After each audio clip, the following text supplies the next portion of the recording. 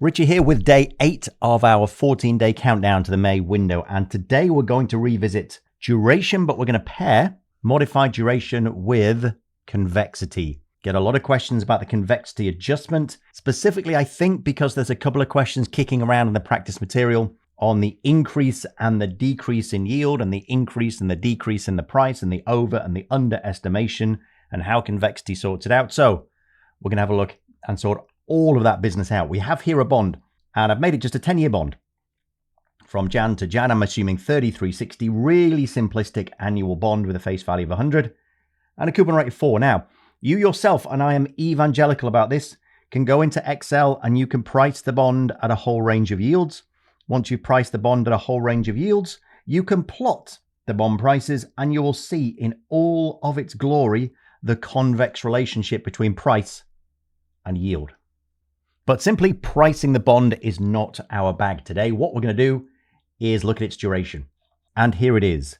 At a yield of 6%, the price is 85.28. Again, feel free to check that. And its modified duration is 7.813. Again, feel free to check it. Now, what's that modified duration going to do? It's going to give us an estimate of the percentage change in price given a change in the yield. But it is an approximation because it assumes a linear relationship. Here is that linear relationship. Duration is just the slope of that line at the current yield and price. And as you can see, if we overlay that red line and compare it to the convex relationship between price and yield, it does not give us the correct price change. Let's see just how far out we are. And we'll do it by considering a change of plus and minus 4%. A pretty hefty change, because as you can see from the diagram, when you have very small changes, it's pretty accurate. So we want to try and see a big chunky change so we can see a big difference between where the price should be and what the change given duration tells us. So you can see for plus 4%, the change is going to be minus D times the change in yield as a percentage. So here's our duration, our change in yield. That is a drop of 31.252% for a 4% change in yield given that duration.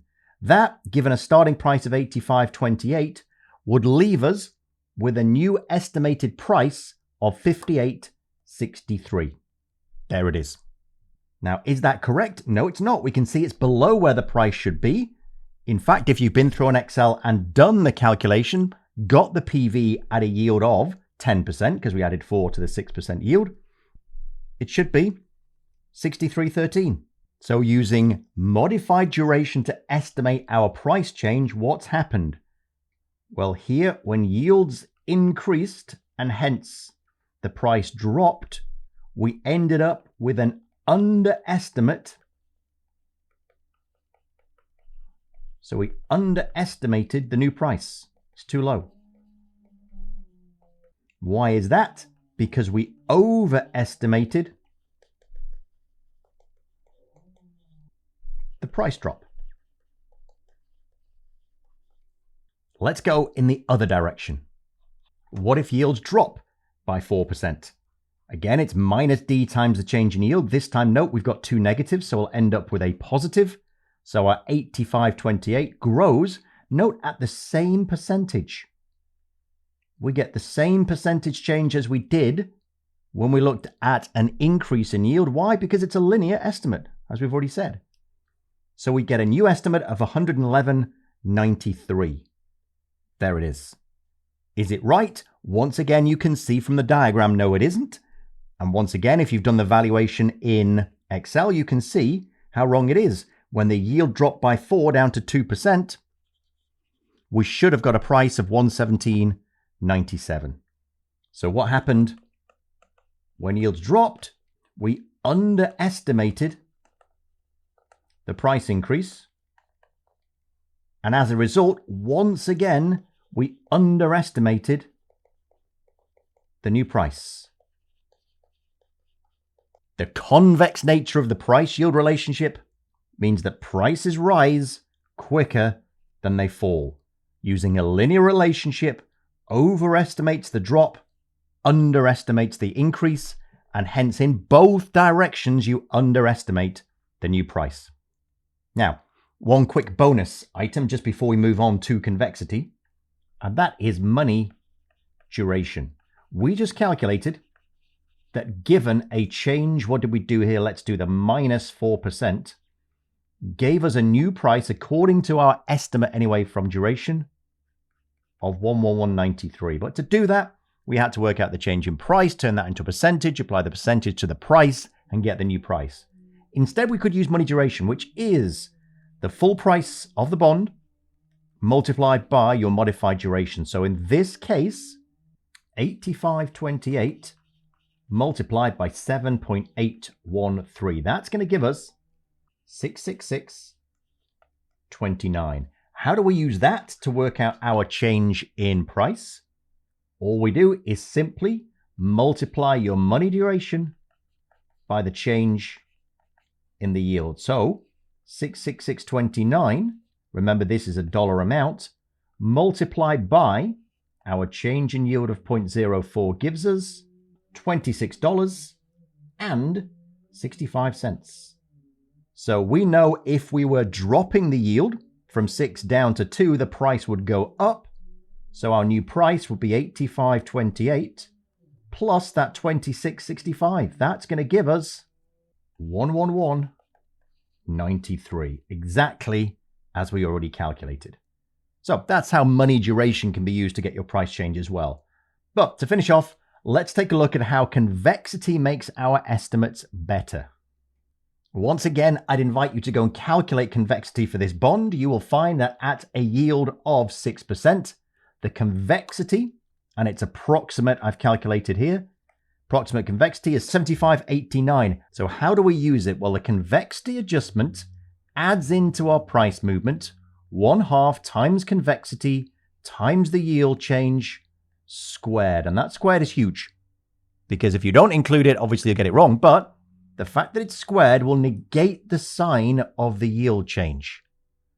Meaning, as long as we have positive convexity, which we always will for an option-free bond, this convexity adjustment will always lead to a positive percentage adjustment to the price change, which is going to help if you look back at our diagram. It's going to bump our estimate up, bump our estimate up. That's what we need. So let's look at what happened when we had a plus 4% change in the yield. With duration alone, we estimated a price drop of minus 0.31252, a 31.252% drop in price. Let's adjust for convexity. We'll add in 1/2 times the convexity of 75.89 multiplied by 0.04 squared. That will give us an adjustment of plus 0.060712 positive. Our total adjustment, minus 0.31252 from the duration, plus 0.060712 from our convexity, a drop of only 25.18%, which would lead to our new estimate of a new price of 63.81, which still isn't exact. In fact, you can see it's gone a little bit too far, but it's a lot closer. For a drop of 4%, our duration estimate was an increase of 31.252. Our convexity adjustment is 1/2 times 75.89 times minus 0.04 squared. Because it's squared, this minus will disappear, and the convexity adjustment is still plus 0.060712. That gives us an estimated increase in price of 0.3732 or 37.32%, giving us an estimated new price of 117.11. Again, still not exactly right, but a lot closer. It's boosted us a lot closer.